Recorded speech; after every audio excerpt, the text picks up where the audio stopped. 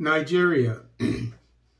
Government improving electricity supply with additional 2,550 megawatts to national grid, Power Minister. This article is taken from the Nigerian newspaper, The Guardian.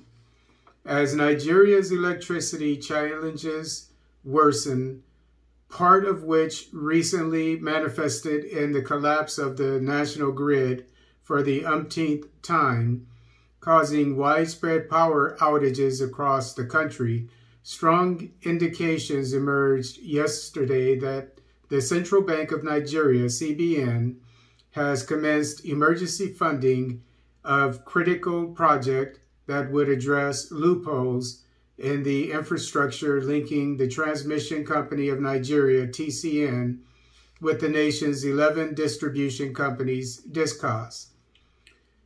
The project, which will strengthen the interface between the TCN and the DISCOs, is expected to go about 104 billion naira and spread across critical locations in the country.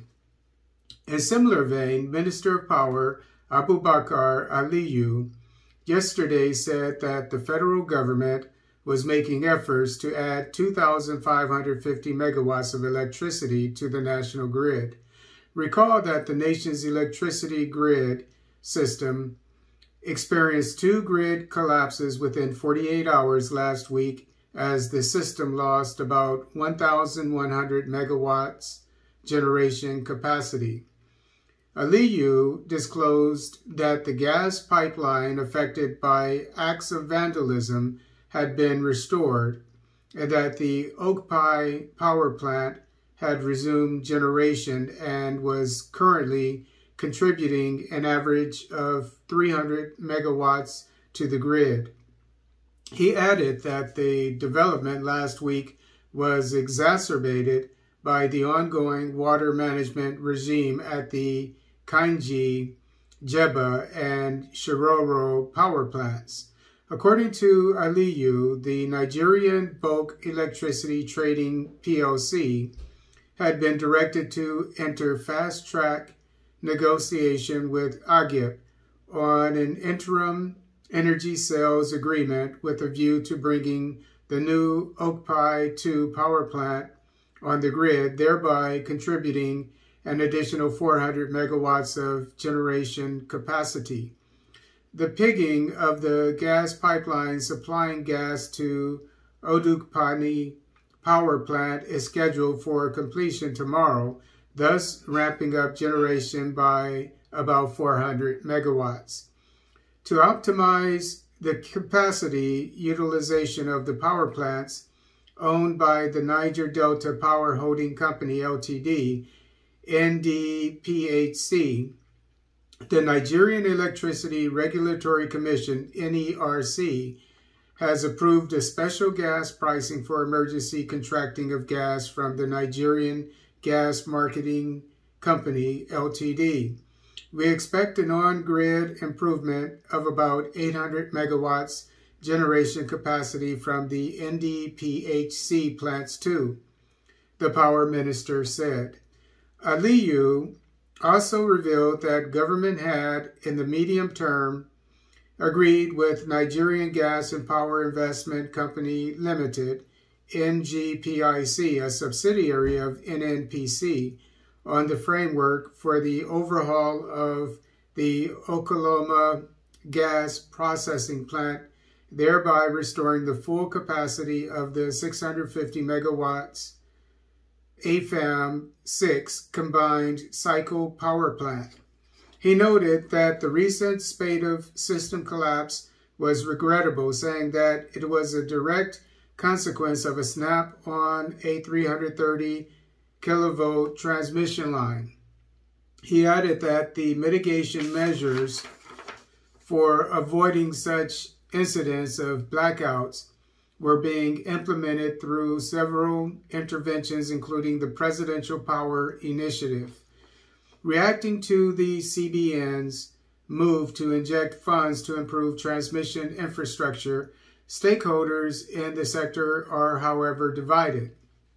insisting that although interventions such as the alignment of the interface between TCN and DISCOS remained critical, it was high time government ensured that the sector operated optimally without support. Some experts also noted bureaucratic challenges in the efforts, as others called for the strengthening of governance, structure, accountability, strict monitoring, and improvement in revenue collection, adding that there was need for the sector to finance itself. Recall that the power sector was privatized in 2013 to ensure that power supply to homes and industries improved while boosting the economy and reducing government involvement in the sector, especially in terms of funding. But the sector has remained epileptic, with supply currently hovering around 2,000 megawatts. Aliyu stated that the CBN was already funding a $250 million project to ensure the rehabilitation of critical interface infrastructure between transmission and distribution companies to increase and stabilize power delivery. This, according to him, is in addition to the Siemens Presidential Power Initiative, PPI, that will bring in additional $2 billion or more to the transmission grid from the government. According to him, the interface projects, along with others already being embarked upon by TCN, bring ongoing projects in the transmission sector alone to 135 ongoing projects, with 30 completed key substation projects and 12 transmission lines.